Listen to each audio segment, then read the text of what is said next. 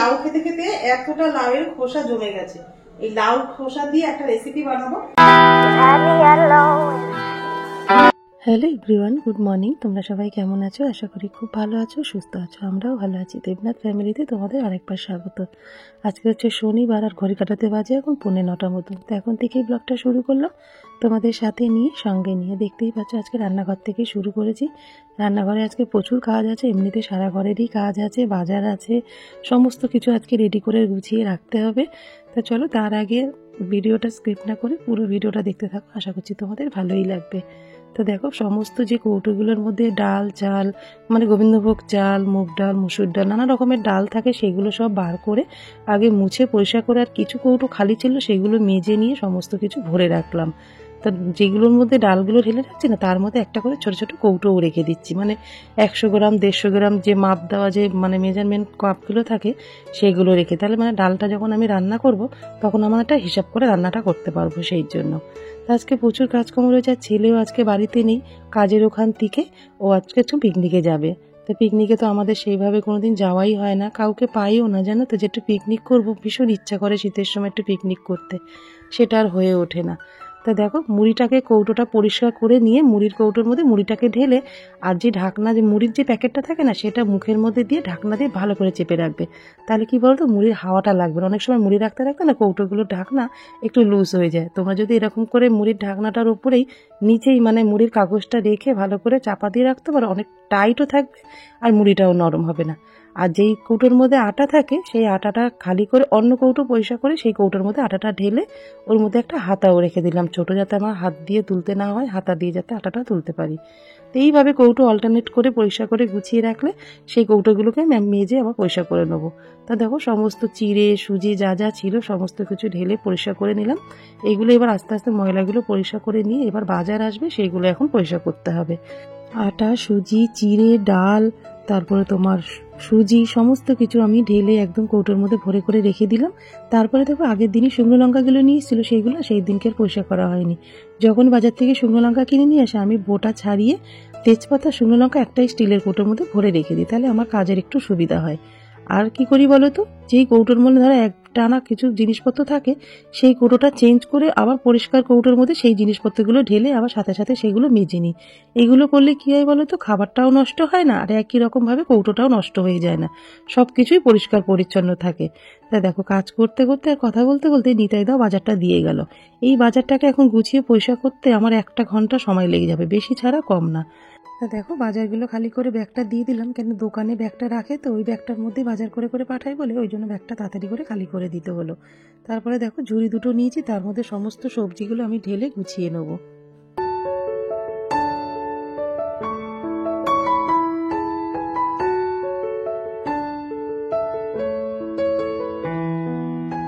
দেখো সবজিগুলো সমস্ত ঝুড়ির মধ্যে নিয়েছি, এগুলো এখন জায়গার জিনিস জায়গায় গুছিয়ে রাখতে হবে। তার আগে যেই বাসনগুলো ঝুড়িদের মধ্যে থাকে না, সেই ঝুড়িটা আজকে পরিষ্কার করে নেবো।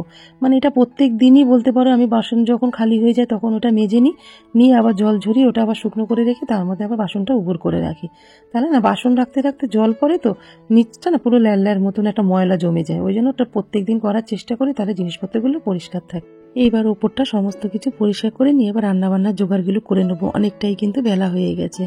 তার একটা ঘর বাড়িকে পরিষ্কার পরিচ্ছন্ন রাখতে গেলে একটা হাউস ওয়াইফের কতটা পরিশ্রম আর কতটা ধৈর্য লাগে একমাত্র সেই বলতে পারে। অনেকের মুখে তো শুনতেই দেখেছি, সারাদিন তো তুই বাড়িতেই থাকিস, তোর আবার কিসের কাজ। মানে আমাদের মতন হাউস ওয়াইফ যারা সংসারে কাজকর্ম করি, সেই কাজটা কাজ না, আর যারা বাইরের অর্থ উপার্জন করতে যায় তাদের কাজটা কাজ, জানো তো। মানে আমরা তো কোনো অর্থ উপার্জন করি না, ওই জন্য আমাদের কাজটাকে বড় করে দেখা হয় না।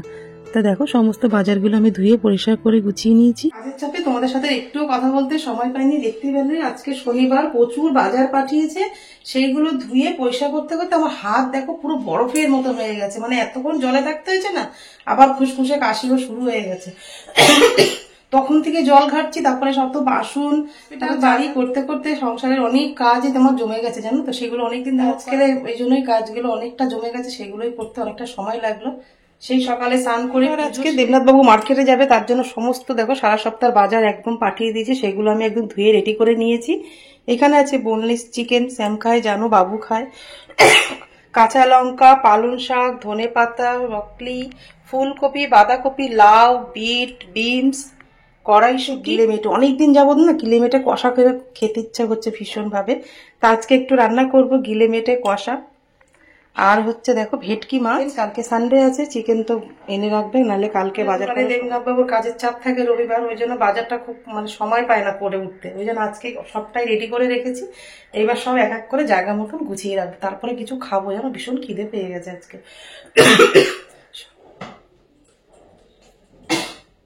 মাছ, চিকেন সবকিছু দেখো এরকম কন্টেনার করে রেখেছি, এগুলো এবার ফ্রিজে করে রেখে দেবো।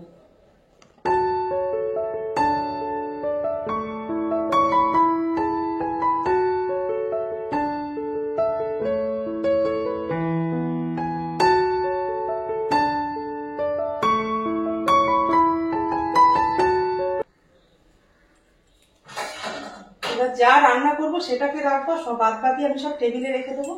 কালকের এইগুলো সমস্ত কিছু গুছিয়ে রাখবো, আজকে আর একদম সময় নেই, অনেকটা বেলা হয়ে গেছে।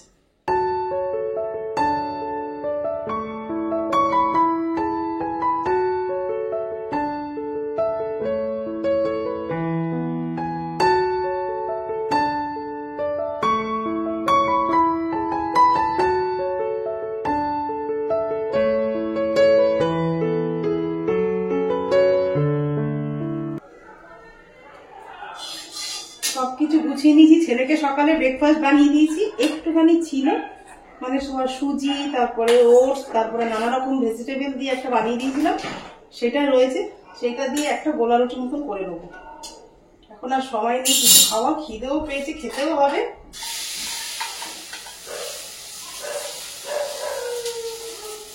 সংসারের কাজের চাপ যখন মাথায় পড়ে না, খাওয়া ঘুম সবাই সব ভুলে যায়, জানো তো, কিছু আর মনে থাকে না খিদে, নিজের জন্য কিছু। যেইটুকু ছিল একটা গোলা রুটি হতো না, ওর মধ্যে 1 চামচ মতন আমি আটা দিয়েছি, দিয়ে তারপরে এটা বানিয়ে নিলাম। এত মাছ তরকারি সব ধুতে ধুতে না আমার ঠান্ডা লেগে গেছে, বললাম না হাত পুরো বরফ হয়ে গেছে, এখন আবার ফুসফুসে কাশি শুরু হয়ে গেছে, প্রচন্ড ঠান্ডা লেগে গেছে। এমনিতেই ঠান্ডা সহ্য করতে পারি না, তার মধ্যে যদি এত কাজ, প্রচন্ড ধোয়া ধুই কাজ না, জল একদম তো বরফের মতন জল। এই দেখো একটা গোলা রুটি বললাম, এর মধ্যে অনেক রকম ভেজিটেবল আছে জানো তো, তোমার গাজর আছে, পেঁয়াজ আছে, কাঁচা লঙ্কা আছে, তারপর ক্যাপসিকাম রয়েছে, ওটস, সুজি, সবকিছু দিয়ে বাবুকে একটা করে দিয়েছিলাম। আর এদিকে একটু চাও বসিয়ে দিয়েছি। তো চলো এগুলো নামিয়ে নি।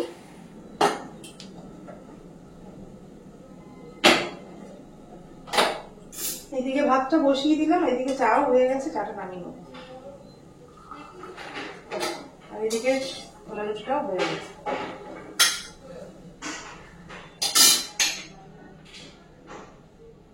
খাওয়ার আগে যে কাজটা করে নেবো, ব্রেকফাস্টটা করবো, তার মধ্যে দুটো জিনিস হয়ে যাবে। এদিকে ভাত বসিয়েছি, আর এদিকে দেখো কদিন লাউ খেতে খেতে এতটা লাউয়ের খোসা জমে গেছে, এই লাউ খোসা দিয়ে একটা রেসিপি বানাবো। চলো প্রথমে কড়াইয়ের মধ্যে আমি জল দিয়ে দেবো, এটা সেদ্ধ করতে দিয়ে দেবো, এই যে লাউয়ের খোসাগুলো সব সেদ্ধ করে দেবো। যতক্ষণ ব্রেকফাস্ট খাবো ততক্ষণ আমার এই দুটো কাজও এগিয়ে যাবে। এদিকে ভাতও বসিয়ে দিয়েছি দেখো, এদিকে এটা লাউয়ের খোসাটা সেদ্ধ হয়ে যাবে, ততক্ষণ আমি ব্রেকফাস্ট করবো। এই যে রেডি হয়ে গেল।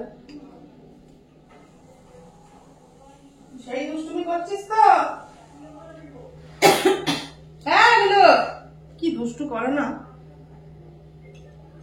এই যে খেয়ে নেবো,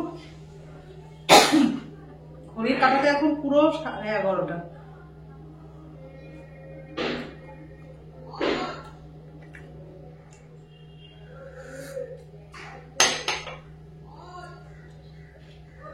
খোসাগুলো সেদ্ধ হয়ে গেছে, ওটা নামিয়ে নিয়েছি, ওটা এবার আমি মিক্সার জারের মধ্যে দিয়ে দেবো। শিলে বাটতে পারলে ভালো হয়, কিন্তু শিলে বাটার একদমই সময় নেই। তো চলো এটা ভালো করে পেস্ট করে নিই, তারপর আমি কিভাবে লাউয়ের খোসার ভর্তা বানাই সেটাই তোমাদের সাথে আজকে শেয়ার করবো। দেখো প্রথমেই কড়াইয়ের মধ্যে দিয়ে দিলাম সর্ষের তেল, এর মধ্যে দিয়ে দেবো 3টে মতো শুকনো লঙ্কা, আর দিয়ে দেবো রসুন কত কিছু। রসুন আর শুকনো লঙ্কাটা ভালো করে ভাজা ভাজা করে, শুকনো লঙ্কা রসুন ভাজা ভাজা হয়ে গেছে, এগুলো এবার একটু তুলে নেবো। এই তেলের মধ্যে দেবো কিছুটা কালো জিরে, অল্প একটু পেঁয়াজ কুচি, একটা কাঁচা লঙ্কা কুচি, ভালো করে ভাজা ভাজা করে নেব। এইভাবে একবার লাউয়ের খোসা বাটা খেয়ে দেখো, ভর্তা ব্যাপক লাগবে। পেঁয়াজ, কাঁচা লঙ্কা, কালো জিরেটা ভাজা ভাজা হয়ে গেছে। দেখো লাউয়ের খোসা যেটা মিক্সিতে পেস্ট করেছি এটা দিয়ে দেবো। এটা ভালো করে এর সাথে মশলার সাথে মিশিয়ে নেব। দিয়ে একদম যতক্ষণ না লাউয়ের খোসার যে জলটা টানছে ততক্ষণ কিন্তু এটাকে করে যেতে হবে, অনেকটাই সময় লাগবে। এই রান্নাগুলো হচ্ছে একটু সময় সাপেক্ষের ব্যাপার, সময় ছাড়া এইসব রান্না করা যাবে না। তার থেকে বড় কথা হচ্ছে ধৈর্য। ধৈর্য থাকলে তাহলে এইসব রান্না খেতে পারবে। চলো এটা একটু ভালো করে শুকাক, তার আগে যে কাজটা করবো, শুকনো লঙ্কা যে রসুনটা নিয়েছি তার মধ্যে পরিমাণ মতো নুন দেবো। আমি কিন্তু লাউয়ের খোসার মধ্যে এখনো নুন দিইনি। এই নুনটা দিয়ে এই লঙ্কাটাকে ভালো করে মিশিয়ে নিতে হবে, মানে মাখতে হবে আর কি। নুনটা দিলে না খুব সহজেই তোমরা এটা ভালো করে মাখতে পারবে। শুকনো লঙ্কা ছাড়া ভর্তা তো মানে একদমই ভালো লাগবে না। রসুনটা লঙ্কাটা কত সুন্দর আমি একদম ম্যাশ করে নিয়েছি হাত দিয়ে। এইটা এবার এর মধ্যে দিয়ে দেবো। রসুন লঙ্কাটা একটু খোসার সাথে ভালো করে মিশিয়ে নেব। নুন লাগলে কিন্তু তোমরা অবশ্যই এর মধ্যে নুনটা অ্যাড করবে। আমি নুন অল্প দিয়েছি। লাউয়ের খোসাটা যখন এরকম নাড়বে না, তখন দেখবে এক জায়গায় মতন পাকিয়ে আসছে, দলা পাকিয়ে আসছে, তাহলে ভাববে এটা রেডি হয়ে যাবে। আগে কুচিয়ে রাখা আরো স্বাদটাকে বাড়িয়ে দেবে যে দুটো জিনিস মেশাবো। আর দেবো গন্ধরাজ লেবুর রস।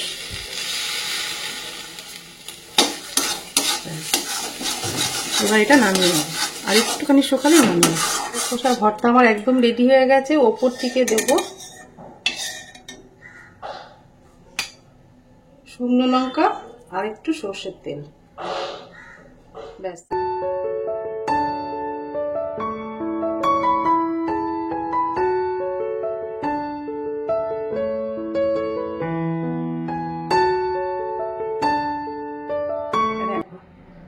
লাউয়ের খোসার ভর্তা আমার একদম রেডি হয়ে গেল। রেসিপিটা তোমাদের কেমন লাগলো অবশ্যই কিন্তু কমেন্টে জানিও। লাউয়ের খোসার ভর্তা হয়ে গেছে। এবার গিলে মেটাটা রান্না করবো। তার জন্য গোটা তেজপাতা, গোটা গরম মশলা আর হচ্ছে গরম মশলা, জিরে ভাজা ভাজা হয়ে গেছে। এবার দেখো টমেটো আর পেঁয়াজ আমি চপ করেছি সেটাকে দিয়ে দেবো। পেঁয়াজ আর টমেটোটা ভালো করে একটু ভাজা ভাজা করে নেবো। এবারে আমি কিছু মশলা অ্যাড করে দেবো। এই দেখো এর মধ্যে আদা, রসুন, কাঁচা লঙ্কা আমি একসাথে পেস্ট করে রেখেছি, এটা 2 চামচ মতন দিয়ে দেবো।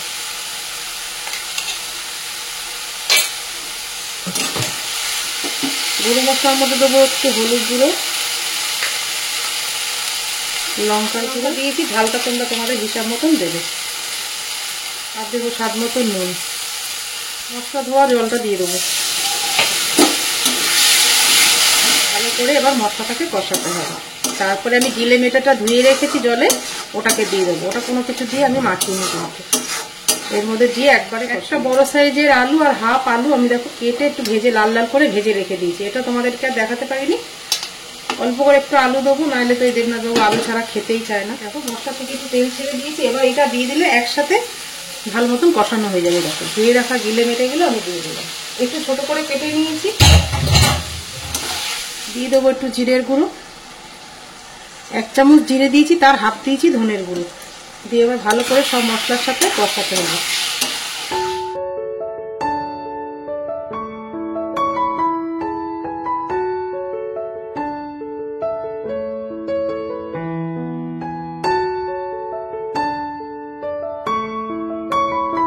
রান্নাটা ওদিকে হতে থাক। রান্নাঘরের কিছু কাজ আছে বাকি, সেগুলো একটু সেরে নেবো। তা রান্না করতে করতে না তেল মশলা ছিটে রান্নাঘরের পাশে ওপরটা পুরো নোংরা হয়ে গেছিলো। সেই জন্য গ্যাসটাকে অফ করে দিয়ে সমস্ত কিছু তেল মশলাগুলো পরিষ্কার করে নিয়ে তারপরে কড়াইটা বসিয়ে দিয়েছি। ওটা না একটু হালকা আগুনে হতে থাক, সেই ফাঁকে আমি রান্নাঘরের কিছু কাজ এগিয়ে নেবো। তা দেখো যেই সানমাইকারগুলো আছে, তারপরে নিচটা না জল ময়লা ছিটে, মানে উপরে কাজগুলো করছিলাম, নিচে হাতে মানে জল ছিটে ছিটে নিচটাও ভিজে গেছে। সেইগুলো একটু মুছে পরিষ্কার করে নিলাম এই ফাঁকে। তারপরে রান্নাটা গিয়ে করে নেবো।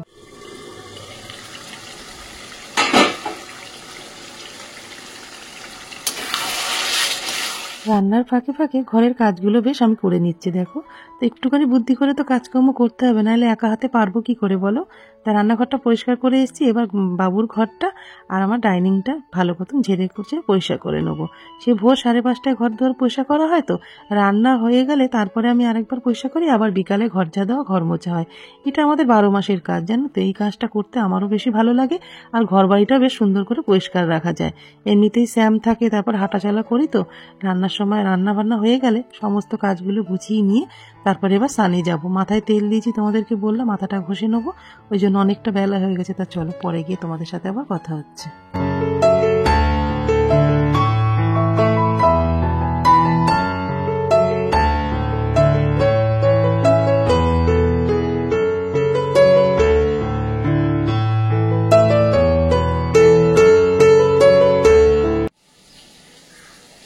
ঘরের সমস্ত কাজ একদম কমপ্লিট হয়ে গেছে, এখন 1:10 হয়েছে। আর দেখো এটা ভালো মতন কষে গেছে, এবার ভেজে রাখা যে আলুটা সেটা দিয়ে দেবো। এবার প্রথমে আলু দিয়ে দিলে না সবকিছু আলুটা একদম ভালো মানে একদম ঘেটে যাবে। এই জন্য কষার গন্ধ নাকে আসছে না, না খেয়ে আর পাচ্ছি না। একটুখানি খেয়ে দেখবো কেমন হয়েছে।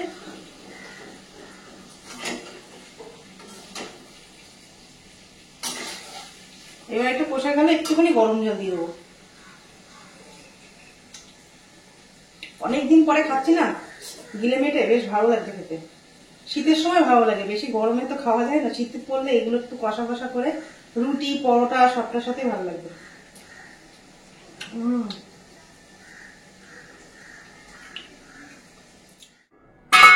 দেখো গিলে মেটে রান্না করা কষানো আমার একদম হয়ে গেছে, এবার নামিয়ে নেবো এটা।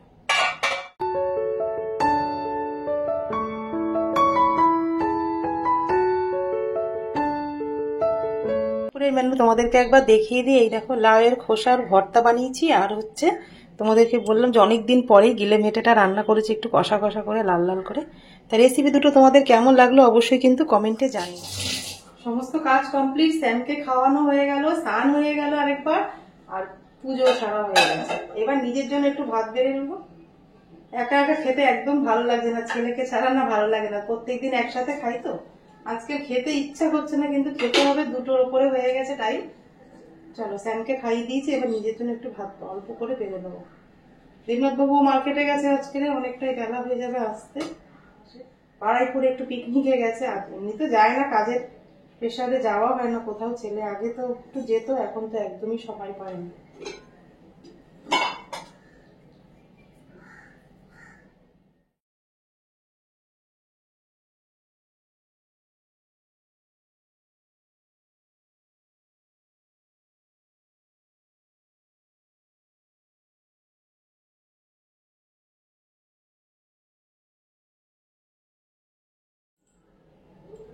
চলো খেয়ে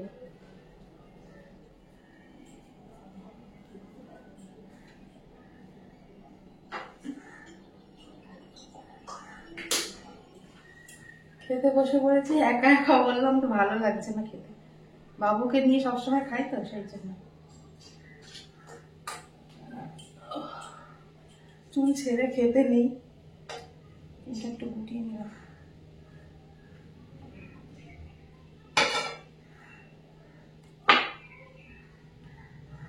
ভর্তাটা কেমন হয়েছে তোমাদেরকে একবার বলে দিই। যে কোনো খোসা না ফেলে দিয়ে খাওয়াও কিন্তু ভীষণ ভালো, জানো তো। এমনি খোসা, পটলের খোসা, ঝিঙের খোসা, এগুলো সবই খাওয়া যায়।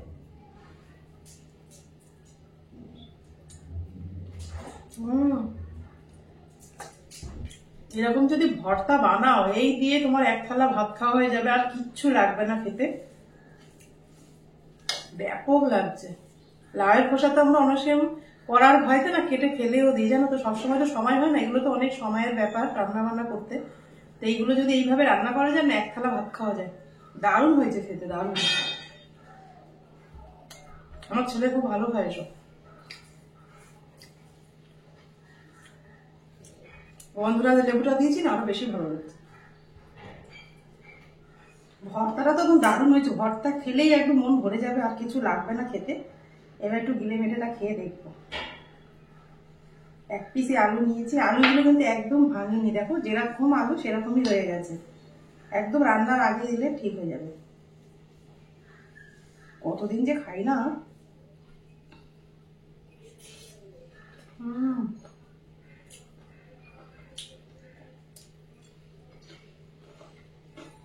ব্যাপক হয়েছে।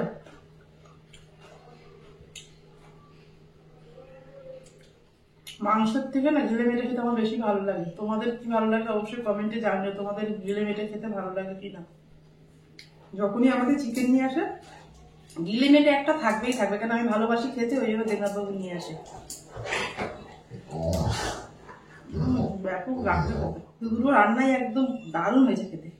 আজকে সকাল থেকে একা একাই রয়েছি সারাটা দিন, এখন বাবা ছেলে কখন আসবে ঠিক নেই টাইমের।